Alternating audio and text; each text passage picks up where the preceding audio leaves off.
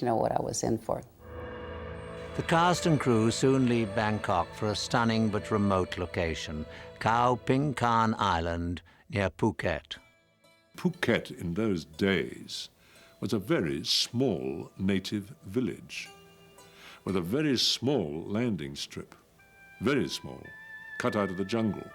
And we flew down there from Bangkok. You think of all the five-star hotels we've stayed in our time and all the glamorous places. I thought, well, of course we're going to have fantastic hotels wherever we go. We stopped outside this place, and I thought, oh, my God. They'd put on a polished granite floor instead of a wooden one. We refurnished it and repainted it. Telephones, it was impossible to telephone from there. If you sent a telex, it would take 3 days. Guy Hamilton told me years and years and years later that, in fact, the building that we were in had been the local brothel. I didn't want to mention that. We sent the ladies on holiday, left half the unit in Bangkok, and the workers came down. I was a little shocked. I said, oh, my God, how long am I going to be here? And we were there for 10 days. I can't tell you what it was like. Everything left a certain amount to be desired. And we stayed in the bordello and went off to work every morning in a little boat. Wasn't considered safe because there were real pirates there. Which is not one place I've gone back to. We had to travel an hour and a half by car and truck to a landing stage, and then from there take longboats. And all of a sudden a chopper came in. And oh, this is nice, I'll get a ride back. And into it got Guy Hamilton and Derek Cracknell and the cameraman, and they waved goodbye, and I wanted to kill him. You forget about the tribulations and the trials of being somewhere that is a difficult place because of what you get on the screen. Phuket, which today is a huge tourist attraction, and largely thanks to Bond. I think we discovered that what is now known as the James Bond Islands. There are tourist boats, and the whole tourist industry is built up all over the place. The Miami Beach of Southeast Asia, it's a huge resort. Christopher Lee is amazed by the props. I couldn't believe that when I was supposedly drinking the Black Velvet, I couldn't believe that it would be Guinness and champagne, and there would be oysters and Tabasco, but there were. I thought, well, you know, they'll fake it, they'll have to. No, the oysters were fresh and very good. Christopher Lee not only enjoys good food, but also good humor on the location. We had to walk into this overhang. Out came 1,000 bats. Christopher said, "Not now, Stanislaw." We used to love to tease him in a way, so we would bring up Dracula whenever we could.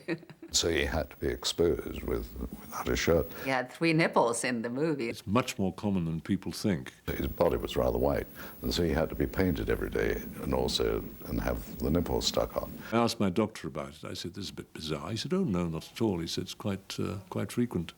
There was no running hot water. So poor Christopher, at the end of a day shooting, would be walking backwards and forwards across the road from our catering wagon with buckets of hot water so he could wash himself off. It wasn't difficult to laugh in a Bond film, certainly not with Roger around. He used to call me Bert, and he used to call Maud Mud and Bert. Those were our names. One cast member particularly enjoys the splendors of Thailand. He loved Thailand because there he could be out all night having fun and partying. Hervé had a voracious appetite for the ladies. He really looked quite frightful for the first few hours and was asleep a good deal of the day, I think as a result of his efforts the night before. He used to focus his attention on me from time to time. I would just give it back to him, and it was just a game we had going. Back in Bangkok, producers face problems of an entirely different scale. The Thai production manager comes in and says, we'll be going on our way at 7 o'clock tomorrow morning. The car will pick you up at 6:30. And oh, by the way, Mr. Broccoli, your elephant shoes are ready. And he said, what?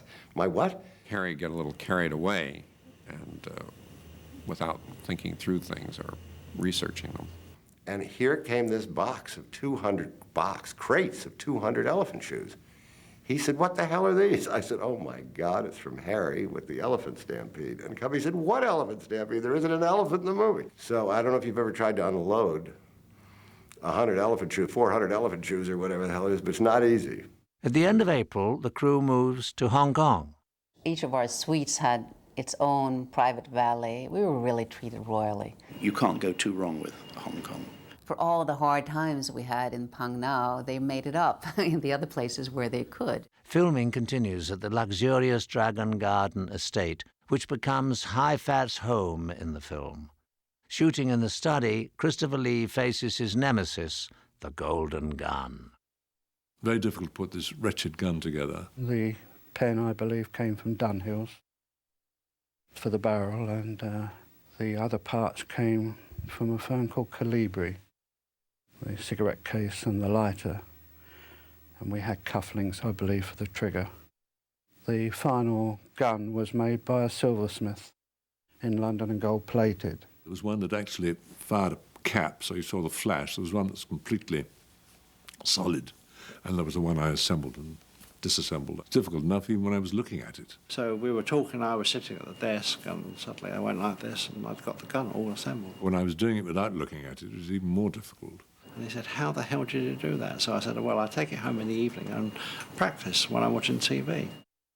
Mid-May finds the crew in a typical Bond setting, a casino, but in an unusual location, Macau. You had people coming from all over the world to be part of the excitement in those casinos. I've seen Cubby in those places where the crew at the end of the day shooting, they've gone in and they're losing, and Cubby would go around, great handfuls of chips and give them to everybody. Apart from the action on the gaming tables, producers also have physical action in store for Roger Moore.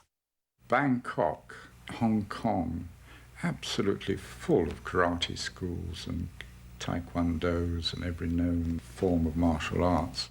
Filming at the location has its difficulties. Call sheets remind the crew to refrain from wandering around the grounds and gives them detailed instructions on what to do in case of snake bite. At the end of May, the crew films the boat chase through the canals or klongs at Bangkok's floating market.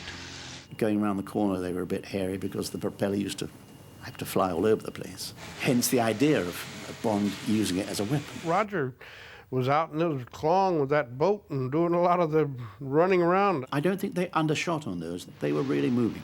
For Clifton James, a New York-trained actor, shooting on the exotic locations is like a holiday. You porty heads has no more idea of traffic control than a goony bird. But in working with the animals, there are always surprises. While they were filming, I said, get away.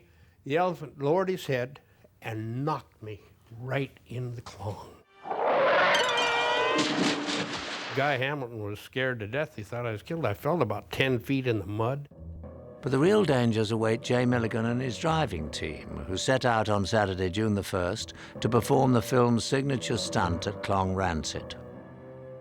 I was sitting in a hotel room in Harrisburg, Pennsylvania, with a competitor of mine who had also done stunt work for Bond. And I had a phone call, and this fellow on the other end said, "This is Cubby Broccoli in London. Are you the chap who designed or did the car stunt in the Houston Astrodome?" We thought it was kind of an interesting stunt. We weren't quite sure how we could use it in the film. I had a competitor who had just done all the stunt work in a Bond movie, and he's telling me that he's preparing himself to go to Singapore to do The Man with the Golden Gun. So I had to excuse him from our breakfast meeting and then get back to Cubby Broccoli. It was worked out on a computer. The computer was used by the National Highway Safety Bureau in the investigation and reconstruction of single-vehicle automobile accidents worldwide.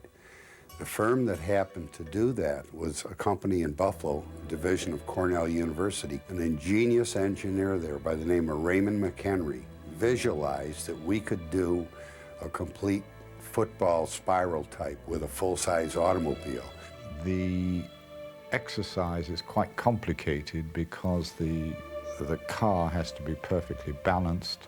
The steering wheel is in the middle. The car would have been cut in half, widened about 2 inches. Everything was then centralized and balanced. We found a driver who we knew through the business, whose name was Lauren Williams.